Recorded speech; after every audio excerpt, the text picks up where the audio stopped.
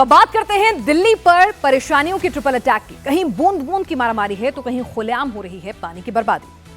तो लगातार दिल्ली में पारा आसमान छू रहा है, तपती गर्मी से लोगों का बुरा हाल है। दूसरी तरफ चिलचिलाती धूप और भीषण गर्मी के बीच पानी की किल्लत, इन दोनों समस्याओं से राजधानी दिल्ली जूझ ही रही थी कि बिजली का संकट, क्योंकि पावर डिमांड एकदम पीक पर पहुंच गया है तो बिजली का संकट भी गहरा गया है। बिजली कटौती, पानी की दिक्कत और मौसम के ट्रिपल अटैक से दिल्ली वाले इस वक्त खासे परेशान हैं।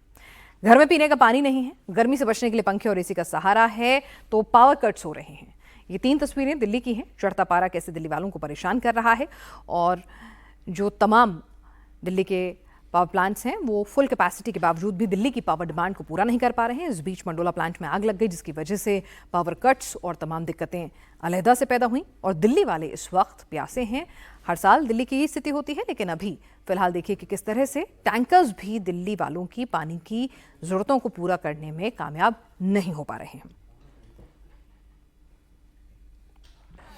चाणक्यपुरी दिल्ली का पौष इलाका, वहां देखिए कि किस तरह से पानी की किल्लत है। यहाँ पर देखिए कि किस तरह से टैंकर पहुंचा नहीं कि लोग अपने अपने पाइप लेकर अपनी बाल्टियां लेकर वहां पर पहुंच गए हैं और एक तरह से कई बार झगड़े हो जाते हैं। टैंकर की लूट और टैंकर माफिया की खबरें जो है लगातार दिल्ली में आती हैं। किस तरह से पूरा का पूरा नेक्सस चलता है। आधी रातों को जिस तरह से समरसेल से पानी जो है वो भरा जाता है और उसके बाद सप्लाई होता है ऊंचे रेट पर दिल्ली वालों का। और वो पानी पीने लायक है कि नहीं वो तो दूसरी बात है। दिल्ली वालों को फिलहाल बेसिक पानी जो है वो भी नहीं मिल पा रहा है। लोग रात रात भर जाग रहे हैं, दूर दराज से पानी लेकर आ रहे हैं। टैंकर्स के लिए आप कॉल करेंगे तो वो भी आप तक समय रहते नहीं पहुंच पा रहे हैं। दूसरे राज्यों से दिल्ली को जिस तरह से पानी मिल रहा है, गर्मी में हर जगह पानी की डिमांड जो है इस वक्त पीक पर है, तो उसको लेकर एक अलग लड़ाई जो है वो चलती रहती है। हर बार दिल्ली की यही स्थिति होती है। जैसे ही गर्मी का मौसम आता है, दिल्ली वाले पानी के लिए त्राहिमाम कर उठते हैं।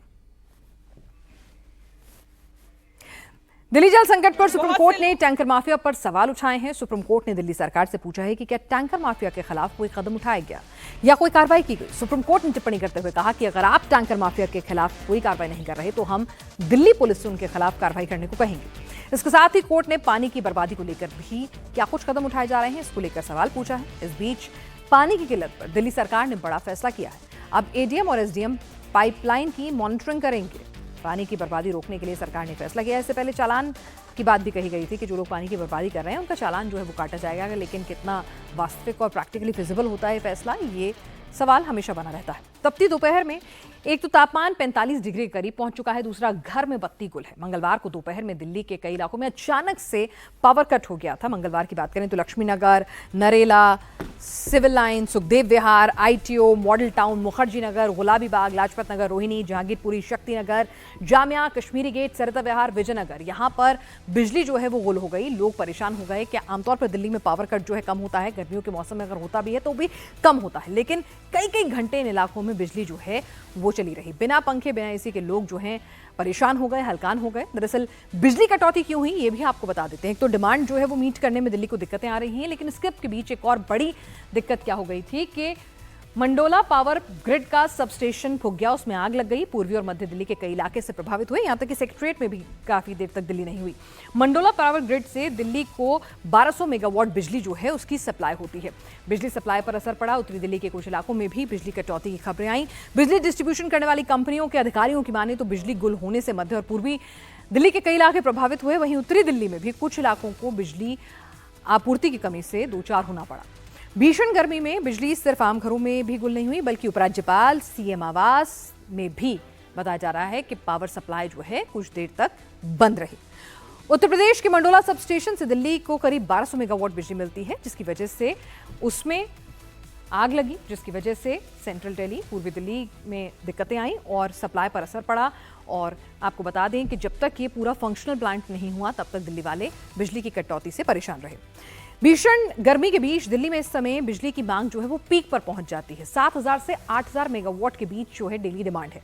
पिछले दिनों सबसे ज्यादा जो पीक डिमांड नोट की गई वो थी 8300 मेगावाट। इस बीच मंगलवार को जैसे ही 1200 मेगावाट कट डाउन होता है तो उसके बाद आप देखिए कि 83 मेगावाट भी पीक पर पहुंच चुकी है दिल्ली की डिमांड।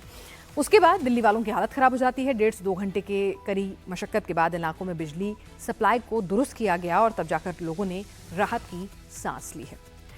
इस बीच बिजली संकट के साथ साथ दिल्ली पानी की समस्या से भी जूझ रही है और लोगों को टैंकर का सहारा लेना पड़ रहा है। जैसे कि अभी हम आपको दिखा रहे थे कि टैंकर से कितनी दिक्कतें हो रही हैं। सुप्रीम कोर्ट भी परेशान है, उसने भी टैंकर माफिया पर नकेल कसने की बात की है। दरअसल हरियाणा ने मुनक नहर से छोड़ा है 1161 क्यूसेक पानी। दिल्ली के बवाना जो पानी जो पहुंचा है, छोड़ा 1161 क्यूसेक गया है, लेकिन वो 960.78 क्यूसेक पानी पहुंचा है। ऐसे ही हरियाणा से दिल्ली के रास्ते में करीब 20% पानी जो है वो गायब हो जाता है। मुनक नहर से दिल्ली के 7 वाटर ट्रीटमेंट प्लांट्स को पानी मिलता है। तो सवाल ये उठता है कि भाई ये लीकेज है या फिर पानी की चोरी हो रही है किसी की मिली भगत की वजह से, जिसकी वजह से दिल्ली जो है रोज प्यासी है और इसी तरह से टैंकर माफिया जो है मनमाने पैसे वसूल रहा है और दिल्ली वाले परेशान हो रहे हैं। तो सवाल यही कि हरियाणा से दिल्ली के रास्ते में जो 20% पानी है वो कहां चला जाता है। 1161 क्यूसेक पानी छोड़ा है, 960.78 क्यूसेक पानी ही मिल रहा है। तो आखिर ये जो 20% पानी है वो कहां गया, कैसे गया, कोई लीकेज है तो दुरुस्त क्यों नहीं हो रही है। तो ये सवाल लगातार उठ रहे हैं और क्या किसी टैंकर माफिया की मिली भगत है, वहां से पानी जो है टैंकरों में भरा जाता है।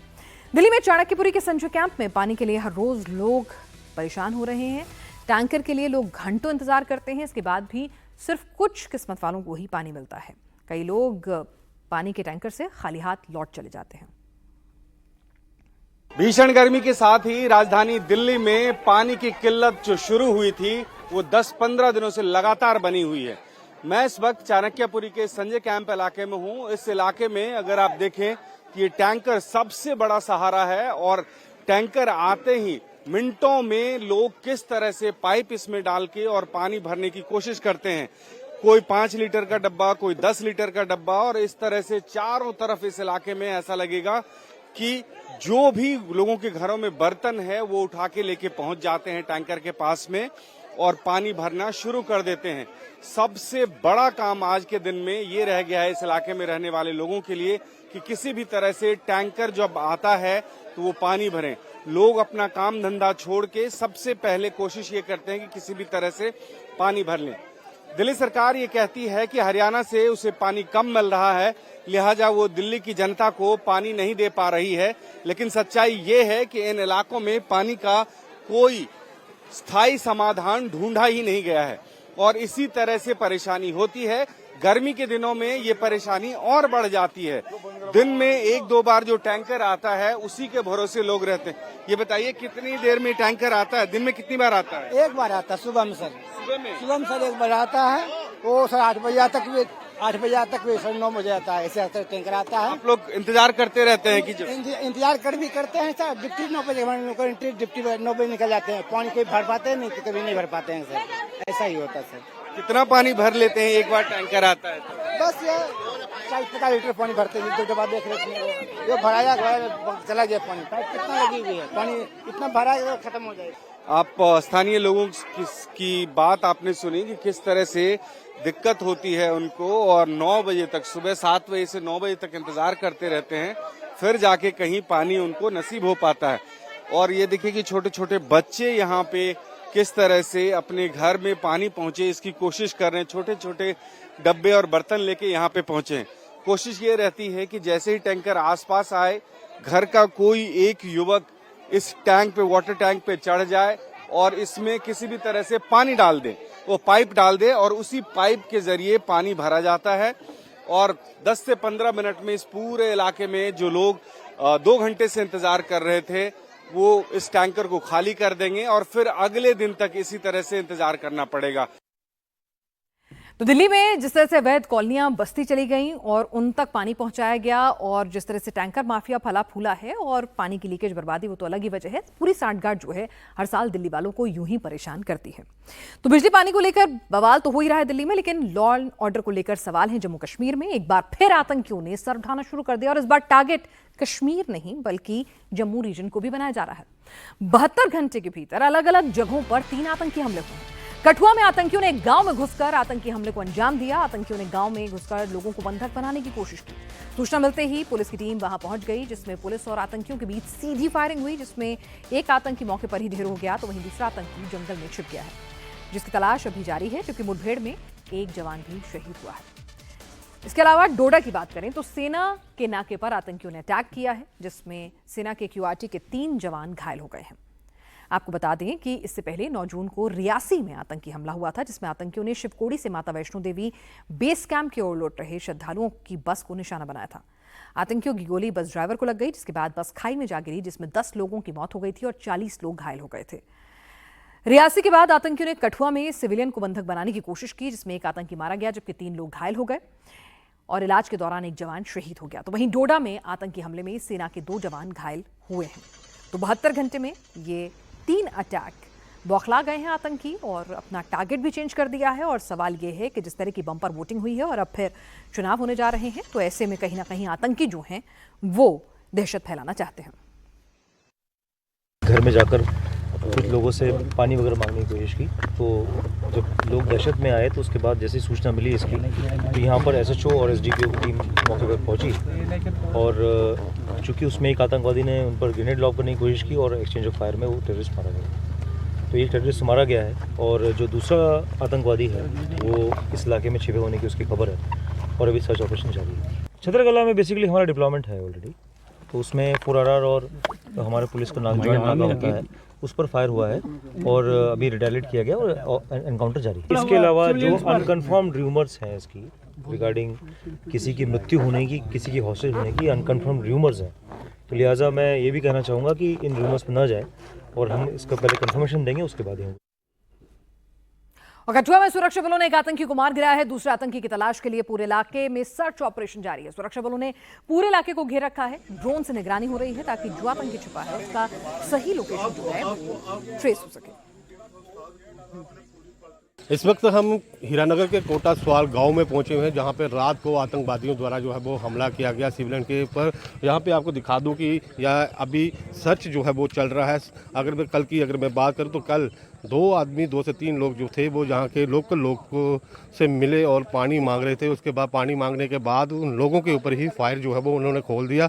उसके बाद जो है वो इतला दी गई जम्मू कश्मीर पुलिस और उसके बाद आर्मी भी यहाँ पे पहुँची और कोशिश की गई। एक ग्रेनेड हमला भी हुआ जिसमें एक आतंकवादी जो था वो मार गिराया गया और उसके बाद ये सर्च ऑपरेशन जो है वो जारी है। अगर मैं बात करूँ तो सुबह से ड्रोन का सहारा लिया जा रहा है और सुबह 2 से 4 राउंड जो है वो फायरिंग के हुए हैं, जिसमें CRPs के एक जवान जो है वो जिसमें घायल हुआ है। फिलहाल इस वक्त जो है पूरे इस एरिया की अगर मैं बात करूं तो पूरे एरिया को जो है वो कार्डन कर दिया गया है। लोकेशन उनकी जो है वो लोकेट की जा रही है और जल्द ही जब भी ये लोकेशन जो है वो लोकेट होती है तो उसके बाद एक कड़ी कार्रवाई जो है वो की जाएगी। और अगर इसकी बात करूँ तो इस एरिया की अगर मैं बात करूँ तो 2 से 3 दिन पहले ही ये इतला जो है स्थानीय लोगों द्वारा जो है वो दी गई थी कि यहाँ पे कुछ लोगों को जो है वो देखा गया है, मगर उसके बाद ये सर्च ऑपरेशन जो था वो चल रहा था। पुलिस पार्टी यहाँ पे पहुंची हुई थी और उसके तुरंत शाम को ये इंसिडेंट हुआ और आज भी अगर बात करें तो आज एक CRP का जवान जो है वो इसमें घायल हुआ है। और जम्मू कश्मीर के डोडा में आतंकियों ने छतरकला में सेना के टेम्पररी नाके पर अटैक किया है। आतंकियों ने सेना की QRT टीम को निशाना बनाया, जिसमें सेना के 3 जवान घायल हो गए। उन्हें इलाज के लिए अस्पताल में भर्ती कराया गया है। सेना के टेम्पररी नाका था ये, जिस पर QRT टीम को निशाना बनाया गया। इस बीच आपको बता दें, जम्मू कश्मीर पुलिस ने रियासी में तीर्थयात्रियों की बस पर हमला करने में शामिल आतंकी का स्केच जारी किया है। आतंकियों के खिलाफ 20 लाख का इनाम भी घोषित किया गया है। 9 जून को रियासी में टूरिस्ट बस पर अटैक किया गया था, जिसमें 10 यात्री मारे गए थे और 40 घायल हो गए थे। जिस तरह से गन पॉइंट पर यह हमला किया गया था, ड्राइवर को गोली लगी, उसके बाद बस जो है वो नीचे गिरी, बैलेंस उसका बिगड़ा और फिर इसमें 10 लोगों की मौत की खबर है।